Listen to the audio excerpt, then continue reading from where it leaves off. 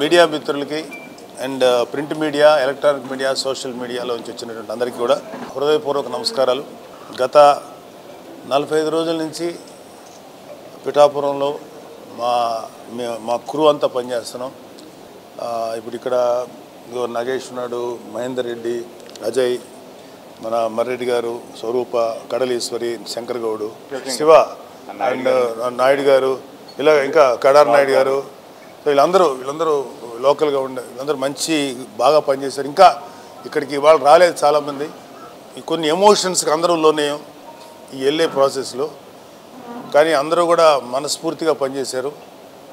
ఇది crisis time, 19 నుంచి 24 మొన్నటిదాకా. ఈ క్రైసిస్ టైంలో ఆంధ్రప్రదేశ్ ప్రజలందరూ కూడా సైకలాజికల్గా కానీ లేకపోతే ఇంకా అన్ని రకాలుగాను ఒక రకమైనటువంటి భయంగా గడిపారు. ఎందుకంటే స్వేచ్ఛాపూరితమైన వాతావరణం లేదు, ఒక డెమోక్రటిక్ వాల్యూస్ లేవు. ఇలాంటి చోట్ల ఇతన్ని ఎట్లయినా సరే ఓడించాలి అనేటువంటి, ఇతను దింపేస్తే బాగుంటుంది అనేది మొట్టమొదటి ఆకాంక్ష ఎక్కడి నుంచి వచ్చిందంటే ప్రజల నుంచే వచ్చింది. ఆ ప్రజల నుంచి వచ్చిన ఆకాంక్ష కదా ఏ రాజకీయ పార్టీ అయినా అమలు చేయాల్సి ఉన్నది. సో ఆ ఆకాంక్షలు బాగా ముందు తెలుసుకున్న వ్యక్తి, ఎంటైర్ స్టేట్లో ఉన్న అన్ని పార్టీల కంటే ముందు తెలుసుకున్న వ్యక్తి మా ప్రెసిడెంట్ పవన్ కళ్యాణ్ గారు. అందుకనే ఇప్పటం సభలో వైసీపీ వ్యతిరేక ఓటు చీలనివ్వను అన్న తీసుకున్న ఒక ప్రతిజ్ఞ లేకపోతే ఒక మాట ఈరోజు దాకా తీసుకొచ్చాం. అండ్ ముఖ్యంగా ఇవాళ పిఠాపురం ప్రజలందరికీ కూడా మీ అందరి తరఫున మనస్ఫూర్తిగా థ్యాంక్స్ చెప్తున్నాం. ప్రత్యక్షంగా మేము అందరం చూసినప్పుడు ఇక్కడ ఓటు ఎలా వేశారంటే ప్రేమతో ఓటేశారు. కేవలం మా పవన్ కళ్యాణ్ నిలబెట్టుకోవాలి అనేది ఎక్కువ మంది ఒక ప్రిడామినెంట్గా మాకు వచ్చినటువంటి ఓటింగ్ అది. సో నేను ఆ విషయంలో పిఠాపురం ప్రజలకి మా ప్రెసిడెంట్ గారి తరఫున మనస్ఫూర్తిగా కృతజ్ఞతలు చెప్తున్నాను. ప్రేమతో ఓటేస్తారు. సో ఆ విధంగా పిఠాపురం ప్రజల యొక్క ప్రేమను మేము ఎలా అయినా సరే వాళ్ళకి ఎంతైనా బాగా చేయాలనేది ఇంకా బాధ్యత పెరిగింది. మేము ఒకటే చెప్తాం, పిఠాపురం ప్రజానికం మమ్మల్ని నిండు మనసుతో మా అధ్యక్షుడు పవన్ కళ్యాణ్ గారిని ఆశీర్వదించారు. సార్ ఎప్పుడైతే ఇక్కడ డిక్లేర్ చేశాడో సార్ యొక్క విజయం ఆ రోజే నిర్ణయం అయిపోయింది. మేము చేసిందంతా ఏంటంటే ఎన్నికల ప్రాసెస్లో దాన్ని చేసాం.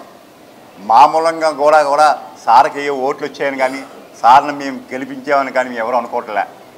సారు నిర్ణయం ఆ రోజు ఏ రోజైతే అభ్యర్థిత్వం ప్రకటించారో ఆ రోజే పిఠాపురం నియోజకవర్గంలో ప్రజానీకం అంతా కూడా ఒక నిర్ణయానికి వచ్చేసేస్తారు, అందులో అనుమానం లేదు.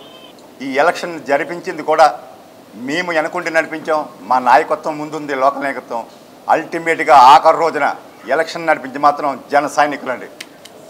ప్రతి బూతు కమ్మేశారు.